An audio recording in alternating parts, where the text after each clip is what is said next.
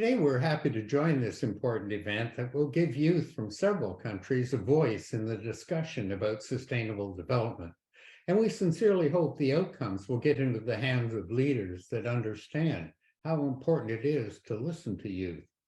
My name is Charles Hopkins, and I hold the UNESCO chair at York University in Toronto, Canada. Hello, and my name is Catherine Cole, and I'm the Executive Coordinator and Principal Researcher for the UNESCO Chair here at York University. Together, we will give you a quick overview about the history and the meaning of sustainable development, and the role of education, the influence of democracy, the role of young people for our futures, and share ideas how to get involved. But without further ado, Charles, you've been around with environmental education and outdoor education in Canada and internationally since the 1970s. You were at the forefront when the world actually invented sustainable development. Tell us a little bit more, what does sustainability mean? Where does today's definition of sustainable development come from?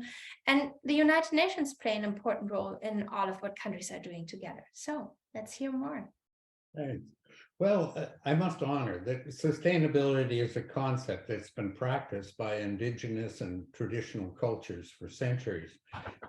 Today, sustainability has sort of been rediscovered under the leadership of the United Nations.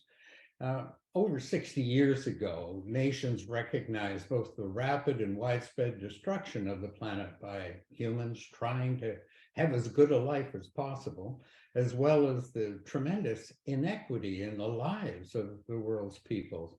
So nations in 1987 endorsed a new overall framework called Sustainable Development. Now, this UN definition states, sustainable development is development that meets the needs of the present without compromising the ability of future generations to meet their own needs. But sustainability also includes concepts of trying for a balance between economic growth, environmental care, and social well-being of all.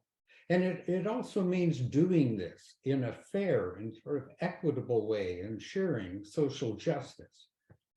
I like two other definitions, though. One from an indigenous elder in South Africa in 2002, put it simply as this: enough for all forever. Now, we can all talk about, what is enough? But the idea of for all is interesting. Does he mean his tribe? Does he mean all South Africans? Does he mean all people? Does he limit it to people being an indigenous person? I think he is referring to all forms of life. And then forever being the intergenerational. In Scandinavia, they substitute enough because they think of it as things. They say well-being for all, forever. And exploring well-being is really interesting. But as well as defining sustainability, the role of the United Nations is to really collectively help nations implement the vision of sustainable development by developing and leading implementation strategies.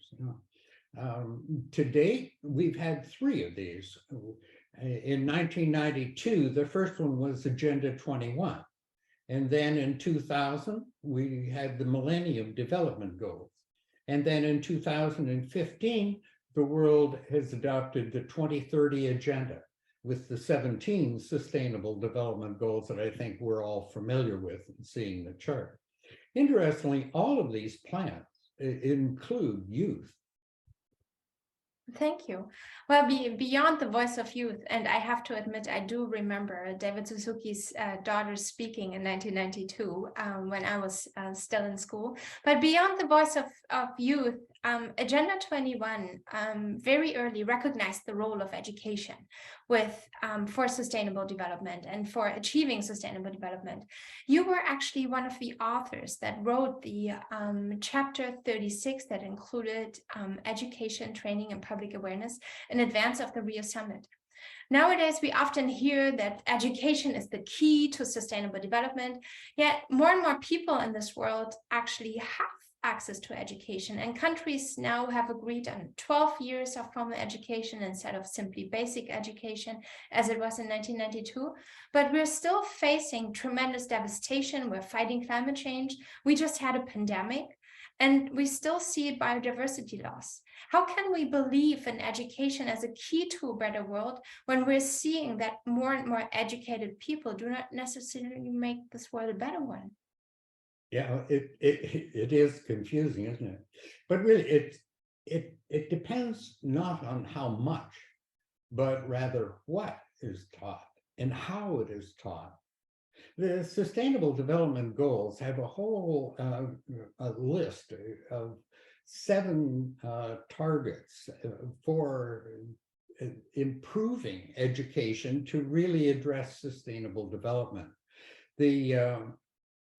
There are 2 big concerns. I think the first one is ensuring that everyone has access and retention in quality education, even those in the poorest countries.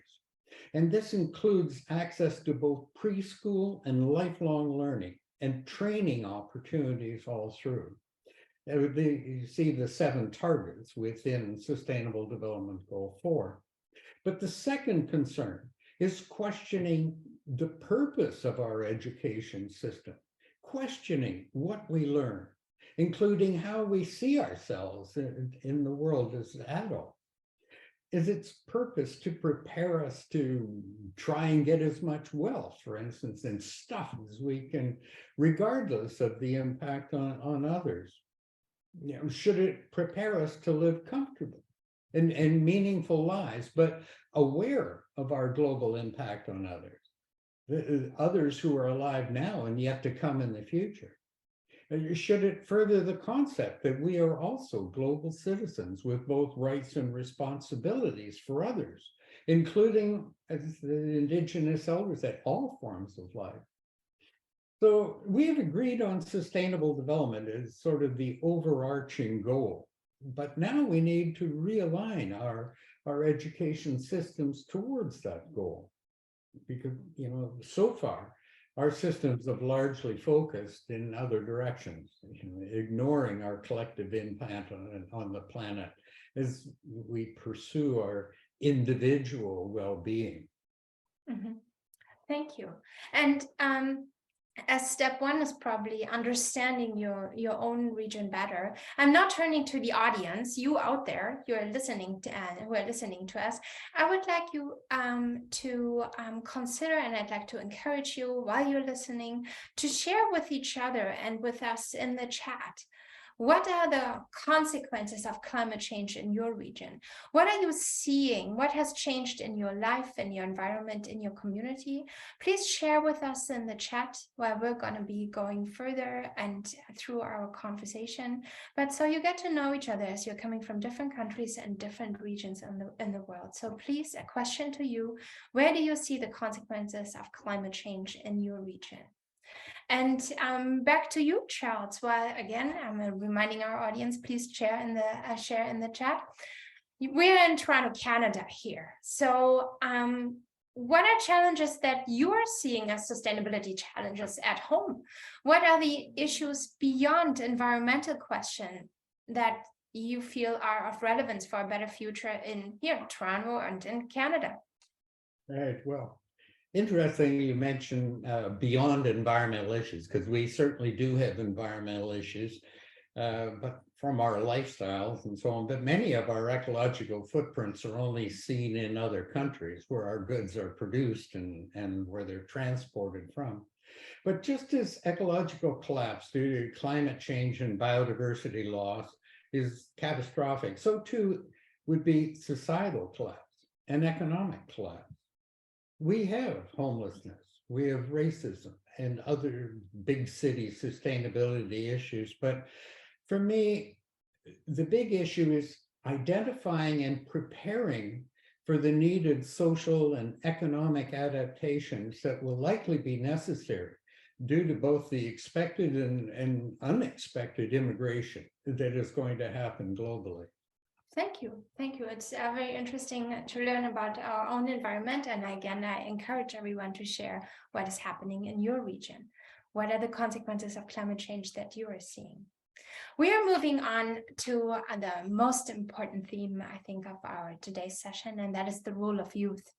So while I feel in recent years, maybe even for the last decades, I feel that leaders around the world, and especially within the UN system, they have really started listening to young people. There's more systemic influence in the discussion. The United Nations and other UN agencies have youth advisors, youth councils, and young voices are really heard in conferences and are invited to be part of policymaking. And there's a global youth movement, I think, that we've all heard of. Fridays for Future, School Strike for Climate. I think we've all heard the name Greta Thunberg.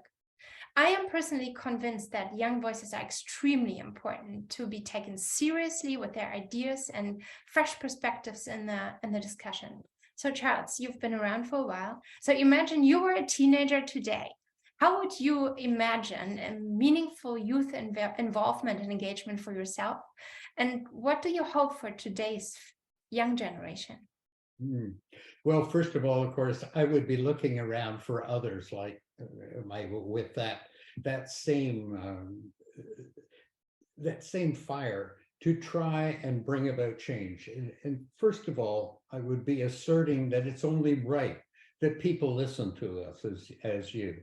You know, technically, youth are people 18 to 24 years of age. Yeah. But that's, you know, in India, that's 235 million youth. And in China, 225 million youth alone. Now, in many countries, youth, if we add the 12 to 17-year-olds, we double that totally to 2.4 billion, or about 1 in 3 people on the planet, right? So in some countries, I mean, young people under the age of 24 make up 50% of the population. So it's only right because, you know, in a democracy, every person is important and every person should have a voice. Now, and young people are standing up. Just recently, within a youth declaration on transforming education at the UN Transforming Education Summit, recently in New York, a few weeks ago, 500,000 youth from 170 different countries spent time collaborating to create a declaration brought forward there at the UN, stating that they would no longer just be passive recipients of people's goodwill, but they would be partners, and they wanted to be collaborators in designing it. They were not going to wait for an invitation, but they were forming and to become a driving change. They were assuming their right and their responsibility to speak up, especially in transforming their education to address the social, economic, and environmental aspects of sustainability. So all this, in a sense, of empowering themselves and becoming global citizens using their democratic rights and responsibilities. Rightly so. I'm very, very happy to hear that. And I just want to remind ourselves as well that the goal is to co-create what we're learning, to co-create the curriculum, and to co-create what we're experiencing in schools. And in this moment, again, I'm turning to you, dear participants. I'm turning over to you out there. And while you've been listening to Charles' answer, have you thought about what you could be doing and what you would like to do?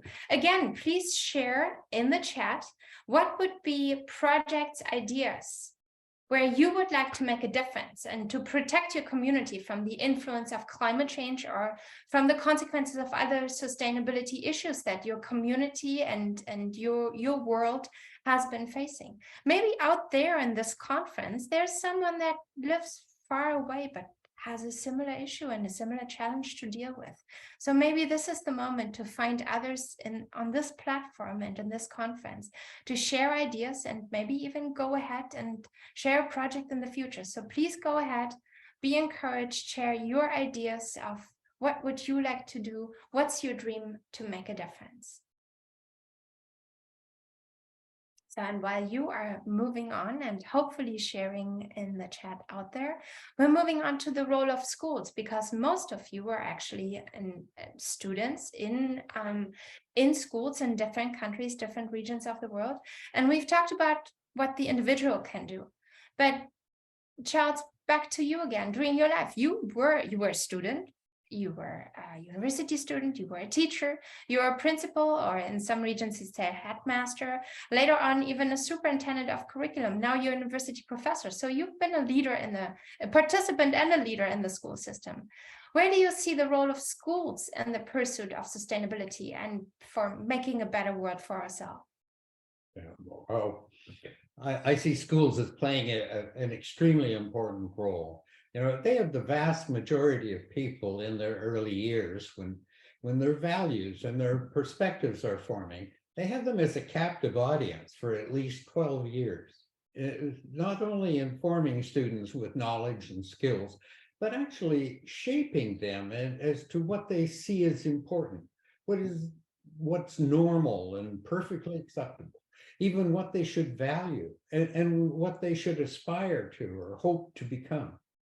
So, but in a whole school approach, in embedding sustainability, we should look at what gets taught, of course, regarding sustainability in the curriculum, but they should look at, do students see sustainability practiced and modeled by the school itself?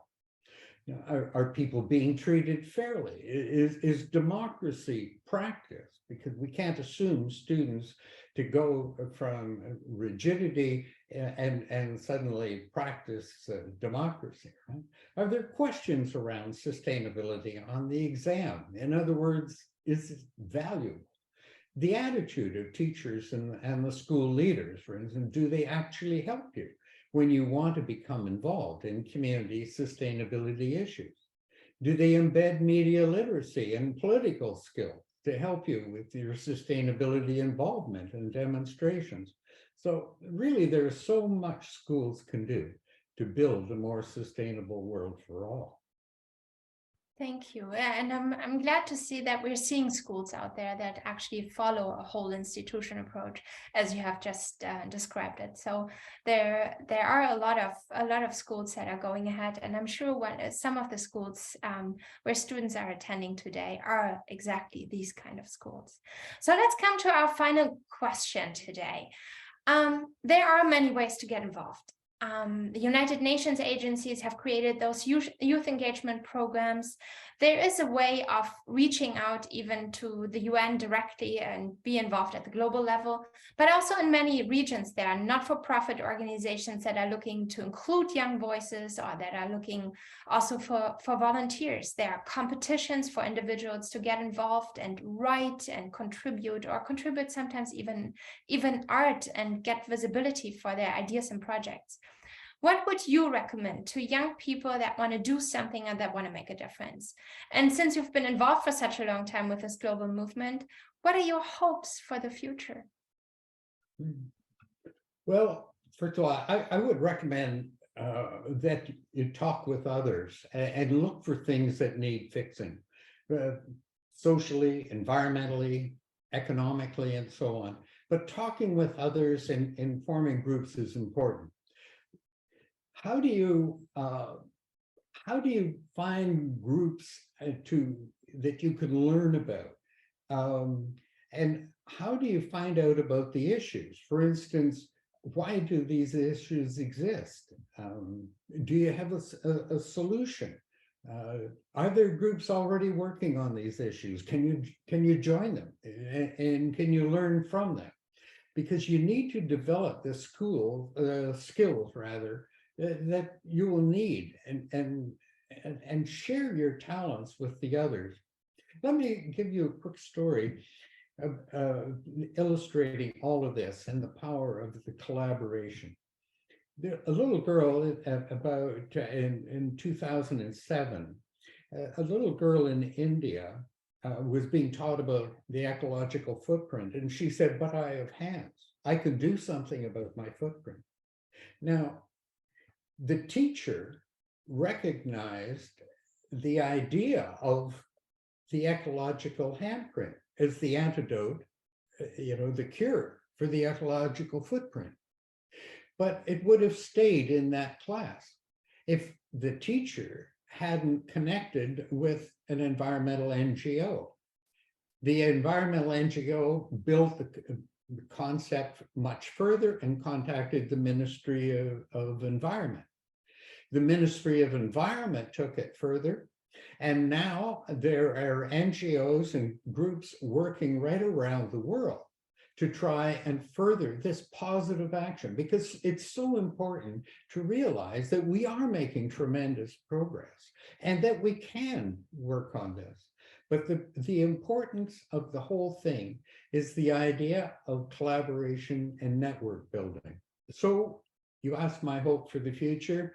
My hope is that the handprint concept itself will inspire youth, young people all around the world to become knowledgeably engaged and bring informed change that leads to a more sustainable future for us all.